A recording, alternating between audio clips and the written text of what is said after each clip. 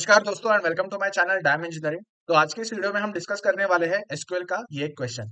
Consider the set of relations shown below and the SQL query that follows. तो हमारे पास तीन tables दिए गए हैं। स्टूडेंट्स टेबल में है रोल नंबर, नेम और date of birth. Courses table में है कोर्स नंबर, कोर्स नेम और इंस्ट्रक्टर। ग्रेड्स टेबल में है रोल नंबर, कोर्स नंबर और ग्रेड। तो क्या हम नोटिस कर सकते हैं कि ग्रेड्स में और स्टूडेंट्स में एक कॉलम जो है वो कॉमन है। तो that column is roll number. और कोर्सेज और ग्रेड्स में क्या कॉमन है? तो कोर्सेज और ग्रेड्स में कोर्स नंबर कॉमन है। ठीक है। So these are the common rows और rather columns that we have obtained in between these tables. So there is a possibility of merging all these tables using joins, right?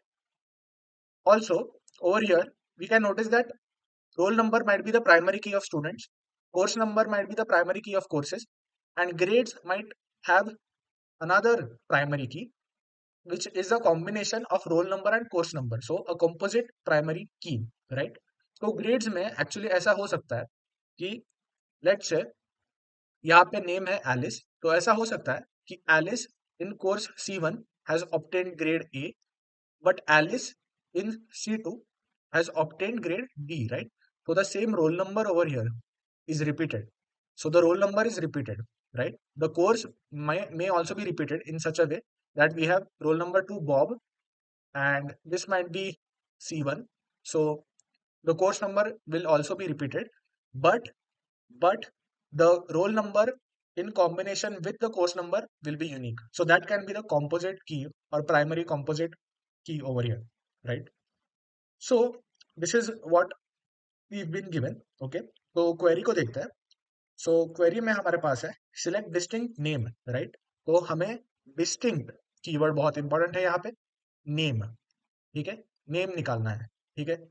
तो अब यहाँ पे हम क्या कर रहे हैं? बेसिकली स्टूडेंट्स, कोर्सेज और ग्रेड्स. ठीक है, ये जो तीन टेबल्स है, ठीक है, उनका हम क्रॉस प्रोडक्ट ले रहे हैं. ठीक है. तो सबसे पहले हम क्या करेंगे? स्टूडेंट्स, कोर्सेज और ग्रेड्स का एक क्रॉस प्रोडक्ट लेंगे, क्योंकि यहाँ पे कॉमा से हमने उनको सेपरेट किया है, तो इसका मतलब जनरली होता है कि हम क्रॉस प्रोडक्ट लेते हैं. ठीक है. और उसके बाद हम यहाँ पे दो वेयर के कंडीशंस लगा रहे हैं. ठीक है. So first condition is students dot roll number should be grades dot roll number. So this is like joining on roll number. So this is the first condition, and then the second condition, is courses dot course number equal to grades dot course number. ठीक है. तो यही course number और roll number के basis पे हमने students, courses और grades, इन तीनों टेबल्स को ज्वाइन किया है. ठीक है. तो जब मैं कंबाइन करूंगा इनके सारे कॉलम्स, तो मेरे पास बहुत कुछ कुछ आएगा. ठीक है, बट अभी के लिए मैं उसका सबसेट यहाँ पे रिप्रेजेंट करने वाला हूँ. ओके. तो हमारे पास क्या क्या आ सकता है यहाँ पे? ठीक है. तो सबसे इंपॉर्टेंट कंडीशन ये है कि course dot instructor should be Korth. ठीक है. तो कॉर्थ यहाँ पे आ जाएगा, कॉर्थ यहाँ पे आ जाएगा, कॉर्थ यहाँ पे आ जाएगा. ठीक है. जो जो एंट्रीज मेरे पास आएंगी इसके बाद, उन सारे में कॉर्थ होगा. ठीक है. उसके बाद the grade should be A. Okay. So the grade will be A over here, A over here, A over here, A over here and A over here. What about the course numbers? Let's say Cork teaches 3 courses, C1, C2, C3, right? तो यहाँ पे सिर्फ C1, C2, C3 आ सकते हैं, क्योंकि cork बस वही पढ़ाते हैं. ठीक है. C4, C5, C6 कोई और पढ़ाता होगा, वो यहाँ पे नहीं आ सकता, क्योंकि हमने ऑलरेडी मेंशन किया है कि courses dot instructor should B cork, right? So course number would be something like C1, C1, C2, C3, C1 again. Okay. And what about the name and the roll number? Okay. तो हमने पहले ही clear किया है कि ऐसा हो सकता है कि रोल नंबर और कोर्स नंबर जो है, उनका combination will be the primary की, और that will uniquely identify the grades column, right? तो इसका मतलब ऐसा हो सकता है कि एक पर्टिकुलर स्टूडेंट है विद पर्टिकुलर रोल नंबर, की same thing,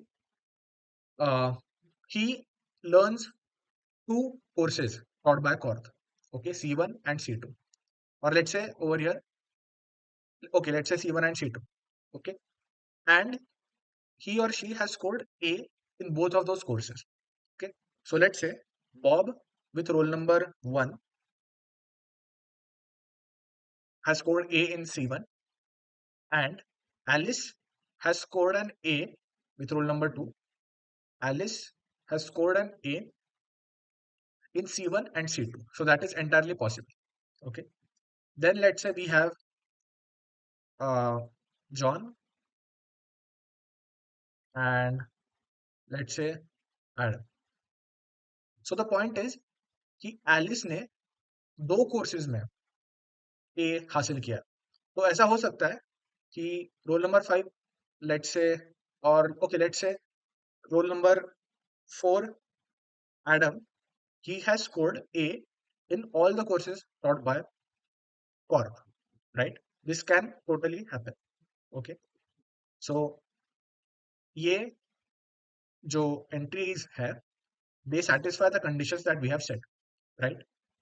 So okay, so they have satisfied the conditions that we have basically set.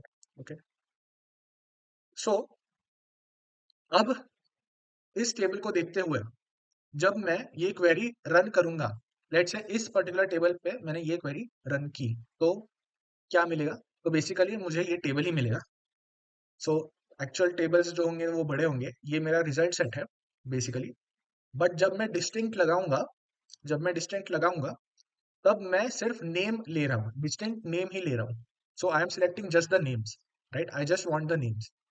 तो मैं यहाँ पे बॉब, एलिस, जॉन, एडम, ये 4 नेम्स को सिलेक्ट करूंगा. ठीक है, भले एडम ने 3 बार स्कोर किया है ए ग्रेड, बट फिर भी मैं क्या करूंगा, एक ही बार उसका नेम इंक्लूड करूंगा क्योंकि यहाँ पे डिस्टिंक्ट नेम मुझे सिलेक्ट करना है. ठीक है, so my answer finally would be Bob, Alice, John, and Adam. Okay, so now let's see the options. Which of the following sets is computed by the above query? First is names of students who have got an A grade in all courses taught by COT. सिर्फ एक ही बच्चा था Adam. He has obtained A grade in all courses taught by COT. But we have not considered this particular value where Bob with roll number 1 in course number 2 taught by COT has obtained a C grade. This entry is present in the table, but it has not been included in our result set. Okay, this has not been included in our result set because we were concerned with grade being A and instructor being CORT, right? तो Bob ने बाकी courses कॉर्थ के लिए है जिसमें उसे ए नहीं मिला. सिमिलरली एलिस ने C3 में कोई और ग्रेड उसे मिली है. ठीक है, सी या फिर बी ग्रेड मिली है. और नॉट जस्ट दैट, बाकी कोर्सेज भी है जिसमें बॉब और एलिस को ए नहीं मिला. ठीक है, but what is more important is that there is no such condition that A grade should be obtained in all the courses taught by Korth. हमने यहाँ पे देखा है, राइट? सिर्फ एडम ही है जिस जो ये कंडीशन सेटिस्फाई करता है, but he is a special case. Okay, then so this is wrong.